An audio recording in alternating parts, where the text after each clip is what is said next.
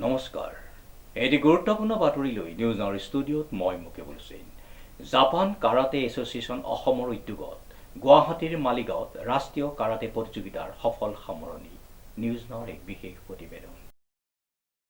Japan karate association অসমৰ উদ্যোগত 16 জানুৱাৰীৰ পৰা 20 জানুৱাৰীলৈ গুৱাহাটীৰ মালিগাঁও NF ৰেলৱে ইনডোৰ ষ্টেডিয়ামত অনুষ্ঠিত হৈ যোৱা 43তম JKA ৰাষ্ট্ৰীয় কাৰাটে প্ৰতিযোগিতাত অসম দলৰ হৈ অংশগ্ৰহণ কৰি যোৰহাট জিলাৰ খেলুৱৈসকলে উল্লেখযোগ্য সফলতা লাভ কৰি ৰাজ্যখনলৈ গৌৰৱ কৰি আনিবলৈ সক্ষম হৈছে। শক্তিশালী আৰু সকলোতকৈ পুৰণি এটা কাৰাটে সংগঠনৰ লগত আছোঁ, যিটো জাপান কাৰাটে এছ'চিয়েশ্যন বুলি কয়, যাৰ জন্ম 1989 চনত 49 চনতে যাৰ জন্ম হৈছে, যিটো সন্থাৰ বিশ্বৰ প্ৰায় 140খন দেশত এই সন্থাটো চলি আছে। আমি JK India, Japan karate association ইণ্ডিয়াৰ অন্তৰ্ভুক্ত আমি JK অসমৰ আমি অংশীদাৰ। মই জাপান কাৰাটে এছ'চিয়েশ্যন অফ আছামৰ মুখ্য প্ৰশিক্ষক। আমি 2010 চনৰ পৰা এই সন্থাটোত আছোঁ আৰু এইবাৰ জাপান কাৰাটে এছ'চিয়েশ্যন অফ ইণ্ডিয়াই তেখেতসকলৰ 43তম JK ৰাষ্ট্ৰীয় কাৰাটে প্ৰতিযোগিতা আৰু প্ৰশিক্ষণ শিবিৰটো এইবাৰ অসমক অৰ্থাৎ আমাক দায়িত্ব দিছিলে। আমি এই প্ৰতিযোগিতাখন এইবাৰ গুৱাহাটীত যোৱা 16ৰ পৰা 20 জানুৱাৰীলৈ অনুষ্ঠিত কৰিলোঁ।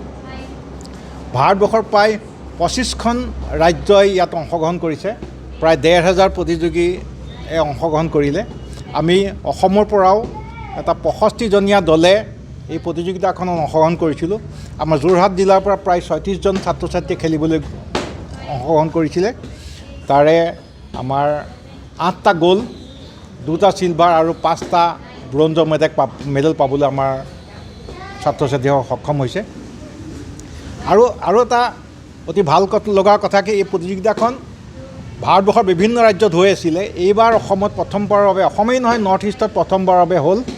আৰু এই প্ৰতিযোগিতাখনৰ লগত সদায় অনুষ্ঠিত কৰে এখন আন্তঃৰাষ্ট্ৰীয় পৰ্যায়ৰ প্ৰশিক্ষণ শিবিৰ, য'ত জাপানৰ পৰা মাষ্টাৰ আহি, জাপান হেডকোৱাৰ্টাৰৰ পৰা মানে JK হেডকোৱাৰ্টাৰৰ পৰা প্ৰশিক্ষক আহি প্ৰশিক্ষণ প্ৰদান কৰে।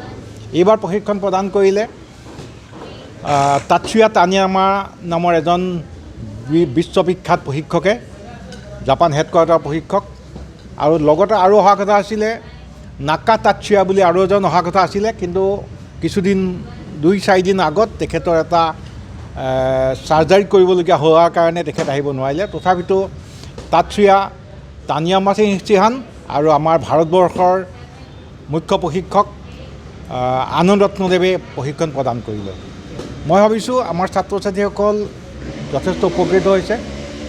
আৰু আপোনালোকে হয়তো জানে যে যোৰহাট জিলাখন বৰ্তমান কাৰাটে ক্ষেত্ৰত অসমৰ এখন আগশাৰীৰ জিলা হিচাপে পৰিগণিত হৈছে।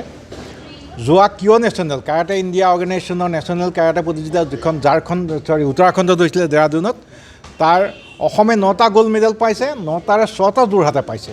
আৰু সেই 6টা গ'ল্ড মেডেল পোৱা ছাত্ৰ ছাত্ৰীসকল আমাৰ মাজত আছে। হৈছে এই প্ৰতিযোগিতাখন কিছুমানে পৰীক্ষা সংক্ৰান্তত বা কিছুমান এনেকুৱা কাৰণত অংশগ্ৰহণ কৰিব নোৱাৰিলে, তথাপিতো যিকেইজনে খেলিছে ভাল ফল দেখুৱাবলৈ সক্ষম হৈছে।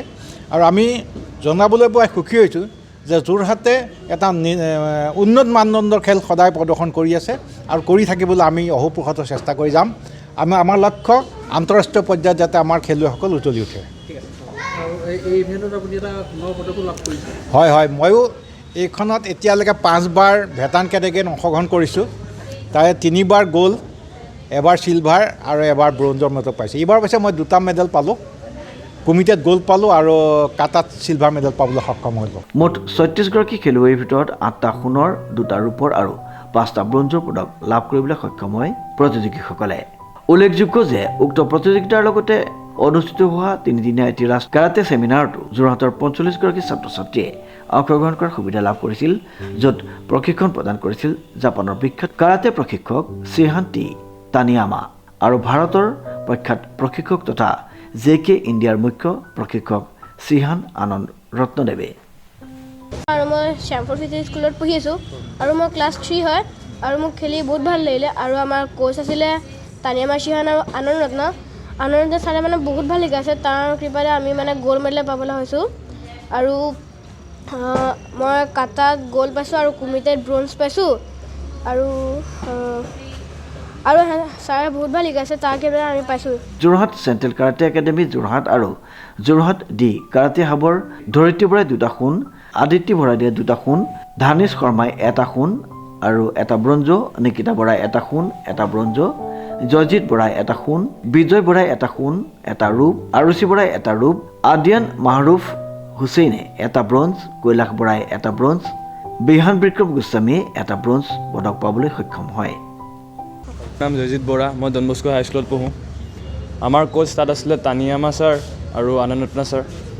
আনন্দৰত্না ছাৰৰ কৃপাত আমি এইটো কমিটেড গ'ল্ড মেডেল পাবলৈ সক্ষম হৈছোঁ মই।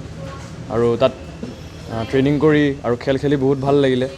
আগতে এবাৰ ট্ৰেইনিং লৈছিলোঁ, খেলো খেলিছিলোঁ, তেতিয়াও ভাল লাগিলে, এবাৰো ভাল লাগিছে। নমস্কাৰ, মোৰ নাম ধৰিত্ৰী বৰা, মই 5ম শ্ৰেণীৰ ছাত্ৰী আৰু মই NKM ছিনিয়ৰ ছেকেণ্ডেৰী স্কুলত পঢ়োঁ। মই এবাৰ JK নেশ্যনেল কাৰাটে ইণ্ডিয়া অৰ্গেনাইজেশ্যনত 2টা গ'ল্ড মেডেল পাবলৈ সক্ষম হৈছোঁ আৰু এইবাৰো কিয় নেশ্যনেলত মই 1টা গ'ল্ড মেডেল পাইছিলোঁ। আৰু এইবাৰ আমাক তানিয়ামা চিহান আৰু আনন্দ ৰত্নাই ট্ৰেইনিং দিছিলে। সেই ট্ৰেইনিংটোত আমি বহুত ভাল লাগিলে কৰি পেলাই আৰু বিজয় ছাৰৰ লগত প্ৰেক্টিছ কৰাৰ কাৰণে মই আজি 2টা গ'ল্ড মেডেল পাবলৈ সক্ষম হৈছোঁ। শ্ৰীমন্ত মাধৱ বৰুৱাৰ ৰিপৰ্ট, নিউজ নাও।